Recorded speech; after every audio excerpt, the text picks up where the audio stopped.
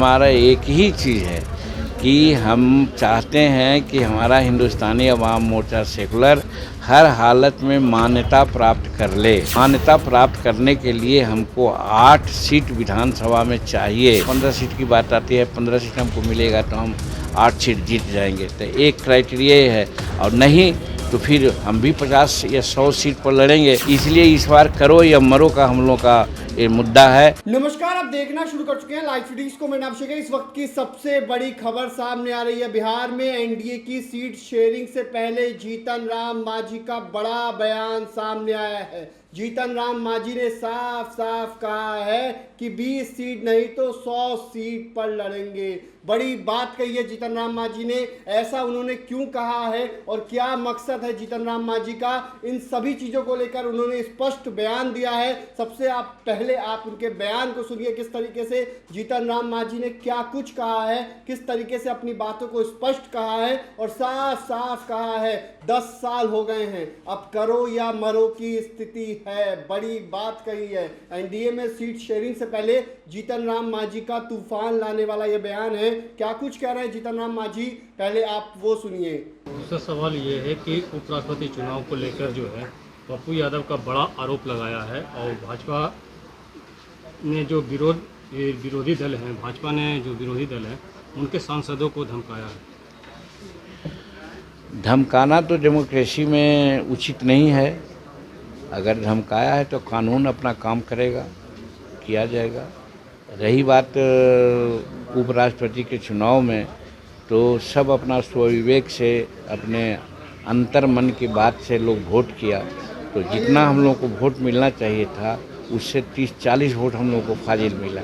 यानी कि जो विरोधी लोग हैं, कांग्रेस के लोग हैं, उनके लोगों ने भी उपराष्ट्रपति सीपी हमारे एक राधा कृष्णन जी को वोट देने का काम किया। चूँकि ये अच्छे आदमी हैं और होनहार हैं, समाज सेवा में लगे रहते हैं, साधारण आदमी हैं और सरलता इनकी ज़िंदगी है, तो अच्छा समझ के लोगों ने किया, तो इसलिए उनको धन्यवाद देते हैं। अब ये धमकाते हैं तो डेमोक्रेसी में धमकाना शब्द का कोई महत्व नहीं है। गए वो क्या, वहाँ पहाड़ उखाड़े जो गए थे राहुल जी, आज ये गए तो हम आज पढ़े हैं 8,000 करोड़ रुपया का वहाँ सौगात दिए हैं। एक चीज़। दूसरी बात, इतनी बारिश हो रही थी, उनका हेलीकॉप्टर नहीं उड़ा तो बाई रोड वो गए हैं और उन्होंने रिएक्शन दिया है प्राइम मिनिस्टर ने कि हम बहुत लकी हैं, अच्छा हुआ कि बारिश होने लगी, हमारा हेलीकॉप्टर नहीं उड़ा। हम गांव घर देखते गए, लोगों से यहाँ बहुत अच्छा मैंने लोग हैं, अच्छे लोग हैं और उसके विकास के लिए जो भी होगा हम स्पेशल काम करेंगे। और 7,008 करोड़ का उन्होंने वहाँ तोहफा दिया है। अभी इन लोग को कुछ मिलता नहीं है तो अनाप शनाप की बात बोलते हैं। यही तो यहाँ का विपक्ष की कमी है। कोई आधारभूत बात बोलें, कोई मुद्दा की बात बोलें तो हो सकता है, लेकिन वो हर जगह तरह तरह की बात बोलते हैं, तो ये तो बहुत गलत है, ऐसा नहीं बोलना चाहिए। हम समझते हैं, भारत की जनता इस बात को समझती है कि ये लोग प्रलाप कर रहे हैं। प्रलाप का शब्द समझते हैं ना, जो पागल हो जाता है, ज़्यादा बुखार आ जाता है तो बोलता है, उसका कोई सीधा हिसाब नहीं रहता है, उसी प्रकार के लोग प्रलाप कर रहे हैं और कोई सच्चाई नहीं। देश के भलाई के लिए, देश के प्रतिष्ठा के लिए जो नरेंद्र भाई मोदी जी कर रहे हैं, हम 46 वर्ष से राजनीति कर रहे हैं। अटल बिहारी वाजपेयी को अगर छोड़ दिया जाए तो कोई प्राइम मिनिस्टर आज ऐसा ना काम करे जैसा नरेंद्र मोदी जी कर रहे हैं। तो इसमें इन लोगों को कहने की क्या बात है। सर, कल माननीय संतोष सुमन मंत्री जी ने कहा है कि पार्टी में कितना सीट पर चुनाव लड़ेंगे ये हमारे राष्ट्रीय अध्यक्ष जीतन राम मांझी जी का फैसला होगा। हम राष्ट्रीय अध्यक्ष थोड़े हैं, राष्ट्रीय अध्यक्ष तो संतोष कुमार सुमन ही है। संरक्षक अच्छा, मांझी जी हैं, हाँ, पिताजी हैं, वो फैसला करेंगे कि बिहार में हम कितने सीटों की मांग करेंगे और कितने सीटों की। आप कह रहे हैं, हमने तो सुना नहीं है। और अगर मान लीजिए कि हमको हिंदुस्तानी अवाम मोर्चा सेकुलर अधिकृत अगर करता है तो हम ज़रूर फैसला लेंगे। और ये फैसला में हमारा एक ही चीज़ है कि हम चाहते हैं कि हमारा हिंदुस्तानी अवाम मोर्चा सेकुलर हर हालत में मान्यता प्राप्त कर ले। अब मान्यता प्राप्त करने के लिए हमको 8 सीट विधानसभा में चाहिए या 6% वोट चाहिए टोटल वोट पोल का। तो दो परिस्थिति है कि अगर 8 सीट लाने के लिए कम से कम हमको 15-16 से 20 सीट मिले तभी ना आ सकें। सब सीट हम जीत जाएंगे सो बात तो है नहीं।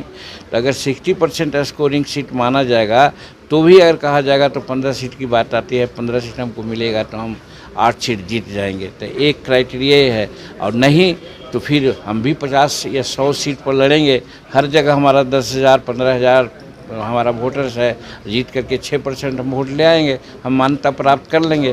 तो चूँकि 10 वर्ष हमारा पार्टी का हो गया, अब हम निबंधित पार्टी रहने में अपने को अपमानित समझते हैं। इसलिए इस बार करो या मरो का हम लोग का ये मुद्दा है। और हमारे सभी आप देख रहे हैं इस विधानसभा वाइज जो हो रहा है मगध में या दूसरे जगह में, आप देखिएगा कि अधिकांश जो वहाँ जाते हैं लोग श्रवण करने के लिए, वो हमारे हिंदुस्तानी अवाम मोर्चा सेकुलर के ही वर्कर रहते हैं। और इससे उन लोगों का आभास मिल गया होगा कि जीतन मांझी का धरातल क्या है। और दूसरी बात यह है कि दूसरे लोग तो होता है कि भाई पैसा के बल पर एक जगह मीटिंग करते हैं तो 500 गाड़ी 1000 गाड़ी समूचे बिहार से मंगा लेते हैं और हो जाता है, जिंदाबाद का नारा होता है। हम तो एक पैसा खर्च नहीं करते हैं, सब अपने लोग आते हैं और जहाँ जाते हैं वहाँ 10,000 की भीड़ 12,000 की भीड़ होती है। तो इस चीज़ को एनडीए के लोग समझते हैं और हम समझते हैं। ये समझ करके जो जिताऊ पार्टी है, जिताऊ सीट है, वो अनुमान करेंगे और हमको लगता है कि अच्छे मात्रा में सीट मिलेगी और हम मान्यता प्राप्त पार्टी 2025 में हो जाएंगे। ये हमारा लक्ष्य है। 15 सीट की बात आती है, 15 सीट हमको मिलेगा तो हम 8 सीट जीत जाएंगे। तो एक क्राइटेरिया ये है, और नहीं तो फिर हम भी 50 या 100 सीट पर लड़ेंगे। हर जगह हमारा 10,000 15,000 हमारा वोटर्स है, जीत करके 6% हम वोट ले आएंगे, हम मान्यता प्राप्त कर लेंगे। तो चूँकि 10 वर्ष हमारा पार्टी का हो गया, अब हम निबंधित पार्टी रहने में अपने को अपमानित समझते हैं। तो आपने सुना कि क्या कुछ कहा है केंद्रीय मंत्री जीतन राम मांझी ने। साफ साफ कह दिया है कि मान्यता प्राप्त पार्टी बनाने के लिए 6% वोट चाहिए, नहीं तो 15 से 20 सीट पर लड़ेंगे, 6% वोट आएगा और 8 सीट हम जीतेंगे। नहीं, और अगर ऐसा नहीं है तो फिर हम 50 या 100 सीट पर लड़ते हैं, 6% वोट आएगा, तब हमारी पार्टी मान्यता प्राप्त बनेगी। और इस बार करो या मरो की स्थिति है और इस बार हमको मान्यता प्राप्त पार्टी बनना है। तो बड़ी बात कही है जीतन राम मांझी ने। एनडीए से सीट शेयरिंग से पहले एक बड़ा मैसेज एनडीए के तमाम घटक दलों को दिया है कि 20 सीट तो चाहिए, 15 से 20 सीट की डिमांड की है और तभी तो 8 सीट जीत पाएंगे। तो बड़ी बात कही है। अब आगे क्या कुछ होगा बिहार की सियासत में, ये देखने वाली बात होगी। फिलहाल बने रहिए लाइव सिटीज के साथ। हमारे यूट्यूब चैनल को सब्सक्राइब करिए, उसको चला के धन्यवाद।